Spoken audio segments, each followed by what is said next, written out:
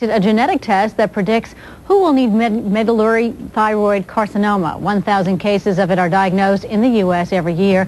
It's the first cancer that can be detected by a simple blood test. It can be totally cured by surgery. The test is 100% accurate.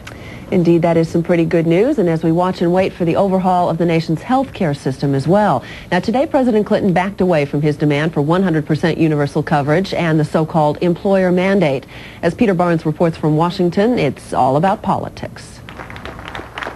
Struggling to find a compromise on health care reform, President Clinton backed off his demand for universal coverage. We know we're not going to get right at 100%, but we know that you got to get somewhere in the ballpark of 95 or other upward so that you stop the cost shifting. That acknowledgement could help the president save face as the debate over health care reform moves into its final critical weeks on Capitol Hill. In January, the president said he would veto any bill that didn't include coverage for, quote, every American. His new position gives him a political opening to sign a bill with a more modest goal. You cannot physically get 100%. There's no way to get 100%. No, Social Security only has 98, and it just moved from 97 a couple of years ago. But I think you have to have the universal coverage goal. The president's speech to the nation's governors reflects political reality. This week, members of Congress have been meeting behind closed doors to try to blend half a dozen different health care bills. But few expect a final bill that covers 100% of Americans. The reason is that most Senate Republicans and some conservative Democrats oppose the president's plan for getting there, requiring most employers to buy coverage for their workers. And right now, the opposition has enough votes to kill any bill by filibuster. I think there are some areas we're willing, but some we just can't compromise. We just have to fight them out on the floor. If it's employer mandate, that may happen sometime, but it's not going to happen this year.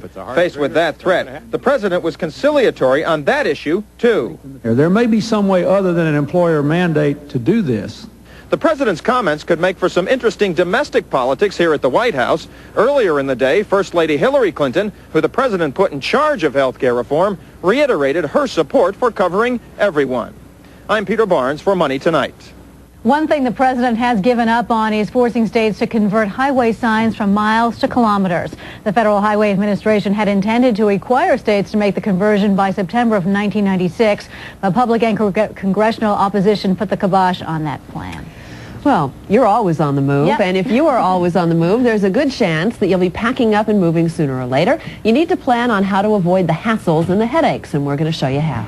And it's no picnic shopping for a used car either. What to buy, what to avoid. Call us with your used car questions at 800-800-CNBC. That's 800-800-CNBC. Money Tonight rolls on for a Tuesday in just a moment. This program is sponsored by the Burger Funds. I'm Bill Berger, a father and a grandfather, and I know kids have big dreams. As a parent, you want to help your children reach their dreams. But with college costs being what they are, the only way to make dreams possible for tomorrow is if you start to save today. One way to begin is with the Burger 100 and Burger 101 funds.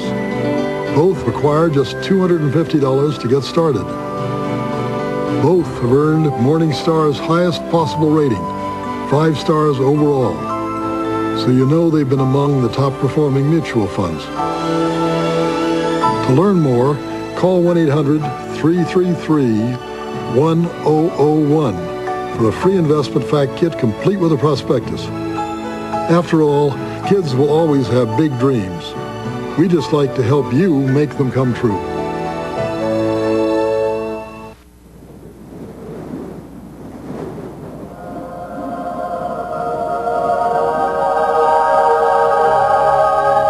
This is what car makers see when they search the heavens for inspiration.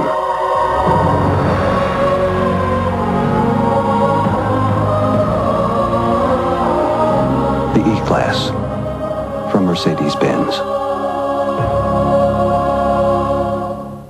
Every week, Barron's Funds offers the wealth of investment information you need.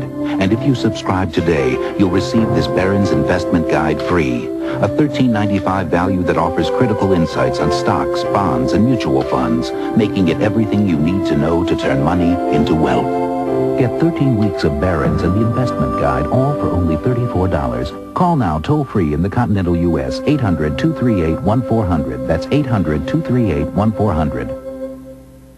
You've got customers who demand, information to command, and competition to withstand. So how's your business to expand? Here's how. Sprint Business introduces Real Solutions, a top-to-bottom action plan that shows where your business stands versus the competition and offers communication solutions to help your business grow. And it's all free. Call now for Real Solutions, 1-800-816-REAL, only from Sprint Business. This program is sponsored by Sprint. Be there now with the local long-distance and cellular provider.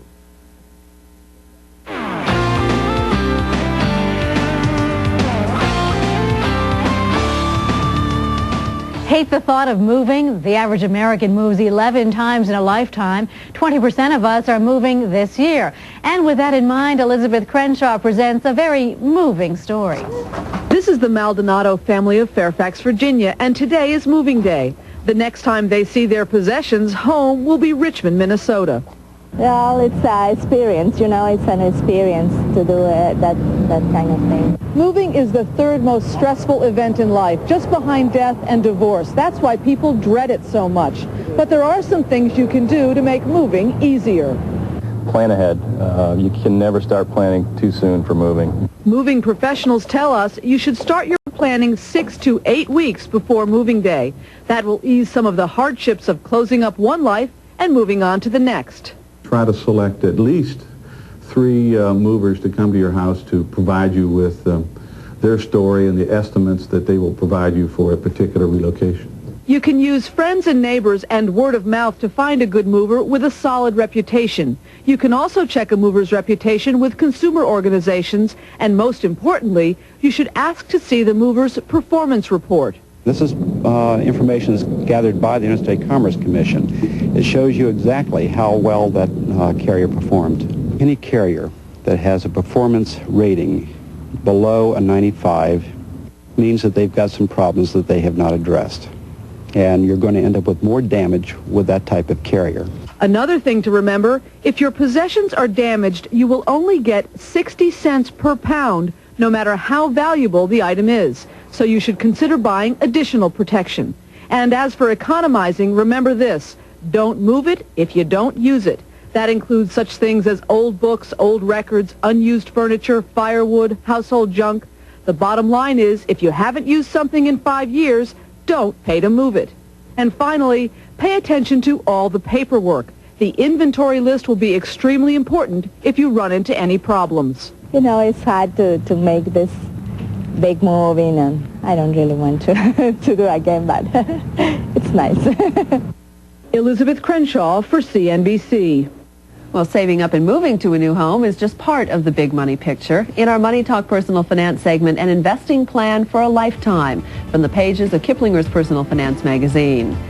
Now, today we're going to take a look at how to make money in stocks over time, a long time, with Fred Fraley, Deputy Editor of Kiplinger's. Nice to see you, Fred. Hi, how are you? You know, I'm great, thank you, and it's nice to have you here tonight.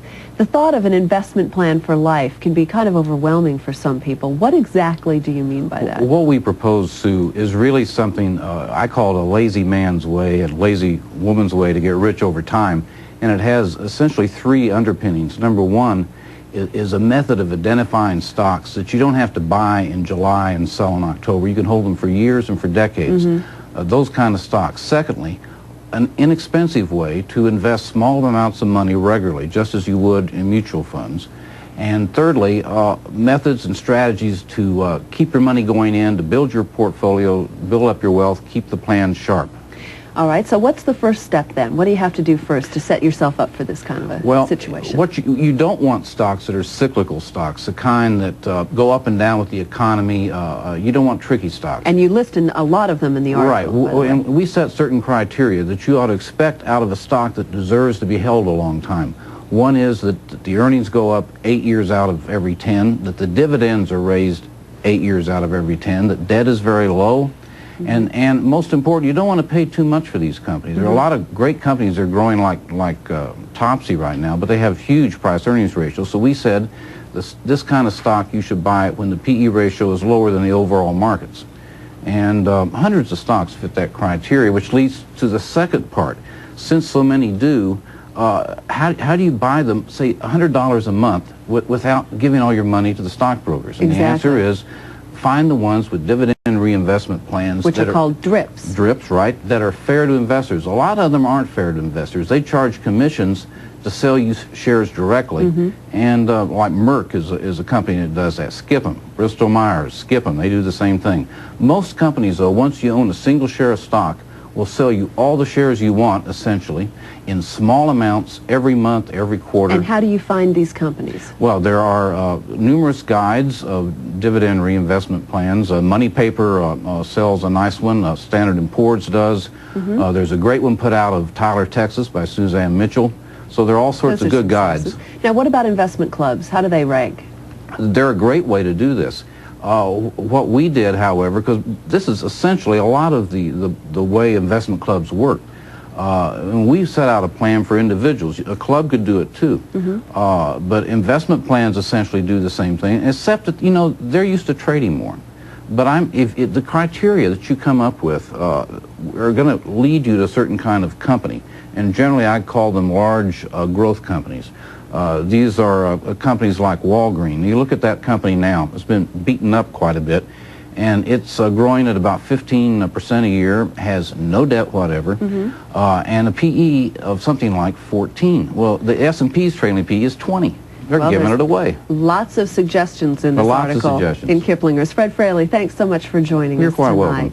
Back to you, Janice. Next up, Sue, exercising on the run, the latest in gadgets for people on the go. And if driving a used car is more your speed, we'll be taking your calls on what used cars to buy and how to avoid the lemons. Give us a call at 800-800-CNBC. That's 1-800-800-CNBC. We'll be right back.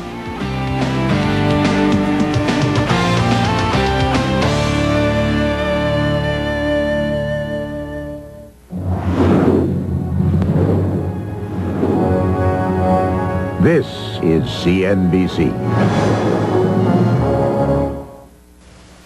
Financial concerns, medical problems, anxiety about the future, the loss of a loved one, the pressures we all face, the emotions we all experience. 50 million Americans, 1 out of every 5 of us, have found they can cope better, feel more secure, actually improve their lives by turning for help to one particular company. A company whose sole purpose has always been to provide its customers with products and services that bring them to a different state of mind. Peace of mind, security, protection, preparation, optimism. Peace of mind. It comes with every piece of the rock.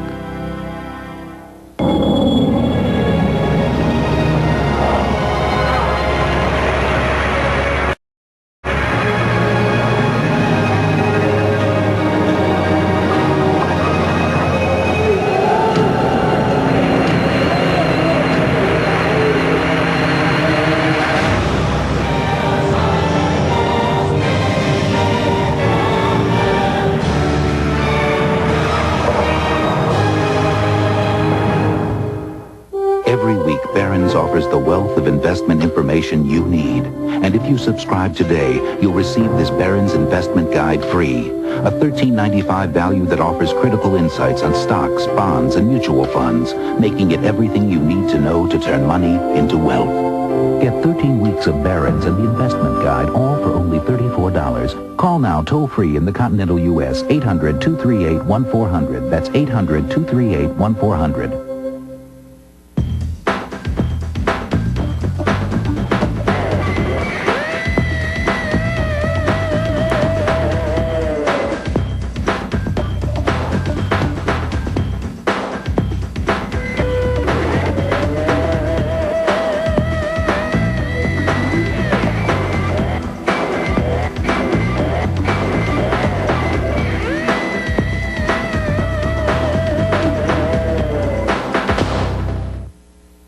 Phones Across America is sponsored today by Sprint, not just another phone company. Well, how can you stay in shape if you're constantly on the road? Well, there's a good chance that there are a number of companies out there that want to help if you just buy their product. And it is the latest boom within the fitness boom. It's called portable exercise equipment. Scott Cohn checked out what's new at the National Sporting Goods Show in Chicago. At this year's National Sporting Goods Show, little was big. You ready? You're off. Right in the privacy of your hotel room, you can firm up those thighs, tone up that tummy. Every time it goes through the x-ray at the airport, they, what is that? It's my ab isolator. And if the guy in the room below doesn't mind, you can do some aerobics. The people who are serious about fitness want to take it with them when they go. Sometimes there's a club available depending on where they're staying. Sometimes they're not. So if they're serious about it, they want to stay at it every day. Americans spent some $300 million on fitness to go last year, so it should come as little surprise that there are more and more companies trying to gain a piece of that pie, and there are more and more products to choose from. But how do you choose? An ab isolator for $29.95? A heavy rope cross trainer for $49.95? That's a lot of money. Money that exercise physiologist Scott Douglas says you might not need to spend. There are a lot of things you can do on the road without equipment, first of all. And if you're able to get out, that's a good thing. You can go out and walk. No time for that? Well, if you're set on buying equipment, Douglas is partial to items that give you some resistance training or some aerobic exercise. But whatever you do, experts say, don't just rely on the sales pitch. Talk to someone who's used the product, or better yet, ask to try it out first yourself. That way, not only won't you feel so guilty about that big lunch you had with the client, you also won't feel so guilty about what you spent to work it off. Scott Cohn, Money Tonight, Chicago. The 1995 Ford Contour and Mercury Mystique rolled off the assembly lines in Kansas City, Missouri today. These cars are the North American version of Ford's global cars, designed and developed with Ford employees in Europe and North America. But if you're interested in buying a used set of wheels, now's your chance to learn how to spot the good deals. A used car book, Jack Gillis' Guide to the Best and Worst from 1985 to 1994 is in bookstores now. And Jack Gillis joins us from our Washington Bureau. He'll be taking your phone calls in just a moment. How you doing there, Jack? Good. How are you? Good. Nice to see you. Your new book's out. Well, this is the first interview. Thanks for saving it for Money Tonight. All right. A lot of people are buying used cars right now. What's your main advice for them? Well, first of all, it's a really good buy. New car prices have gone up exponentially, so there's an awful lot of good reasons to buy a used car. In the old days, you often thought that buying a used car was really buying somebody else's troubles. But today, people change cars so rapidly that that's not necessarily the case if you know what to look for. I think the key still remains making sure you get a mechanic to check it over very, very carefully, and finding a car from someone you know, which is surprising to most people. Buy a car from someone you know. If you'll talk to them after the air conditioner breaks or something, you can remain friends after that, of course. That's right. What about the car services, those 800 numbers that say they'll get you the cheapest car? Are you for that? Well, some of them are actually pretty good, but the key is you have to know what is the cheapest car, and the best way to do that is to look up the prices of the cars you're interested in the NADA Blue Book. It's actually an orange book that's available in most libraries, credit unions, and bookstores, and it'll give you the wholesale and retail prices of the cars that you're interested in. It's not only a good way to narrow down your choices, but it's also a good way to find out how much you should be asking for the car you may be selling. We've done some investigations on used car auctions. Do you also advise to stay away from them? Absolutely. That's where you find most of the cars with a higher likelihood of a rolled back odometer, which is the biggest problem facing consumers of used cars. And secondly, you never know who owned that car, so you never know how the car was treated. Typically, a lot of these cars in auctions are from big leased fleets, which weren't really treated very nicely or very carefully by their owners. All right, we have to go to the phones. I have lots of questions, but we have to get to our viewers' calls. Bill from Alabama, you're up for Jack. Good evening, Jack. Good evening, Bill. I was just wondering if you thought that the program cars, such as demonstrators that some dealers sell, were a good investment. I generally recommend staying away from them because you never know really what a program car is. It's a term that's being used today often to describe a car that was in a leasing program, and again, leasing programs can be very, very difficult on cars. Instead, I would look around for some of the cars offered for sale by some of the rental car agencies, such as Hertz and Budget and Avis, because you get the complete maintenance record with those cars. All right, let's go to George. You're up from Illinois. Hi, George. Yeah, hi, Jack. You've mentioned repeatedly that we should try and purchase a car from somebody we know, but if that's not possible and you're at a used car lot, if you get the vehicle identification number, can you take that to your DMV and have them run the number and find out about the previous problems, perhaps? Maybe they traded into the dealer because there were problems, or maybe the odometer has been rolled back. Well, that's a good thing. In some states, you can find out who the previous owner was. In other states, it's rather controversial because a lot of people don't want you to have access to those records. In some states, that's private information. But it's not a bad thing to do. Better, though, check the title itself. If, for example, the used car dealer doesn't have the title, that's your sign that there's a problem. Stay away from that car. If the title, for example, is folded right along the numbers or folded right along the name of the previous owner, stay away from those cars. One thing about used cars is that there are over 18 million for sale every year, so you have a lot of choices. So don't fall in love with that great red convertible if you have any questions whatsoever about it, because there's going to be 3 or 4 more down the road. Jack, the book is called The Used Car Book. We wish you luck with this version of it. Thanks so much for saving your first interview for Money Tonight. My pleasure. Always good to see you. Thanks. That's all the time we have for now. I'm Janice Lieberman. It's easy to fall in love with those little red convertibles, too. I'm Sue Herrera. Coming up tomorrow, video piracy, new movies hitting the streets before they hit the theaters, and we're all paying for it. It's video piracy. I'm Sue Herrera. Thanks for joining us tonight. We'll see you again tomorrow for CNBC's Money Tonight. You're guaranteed to profit from tuning in. Good night, everybody.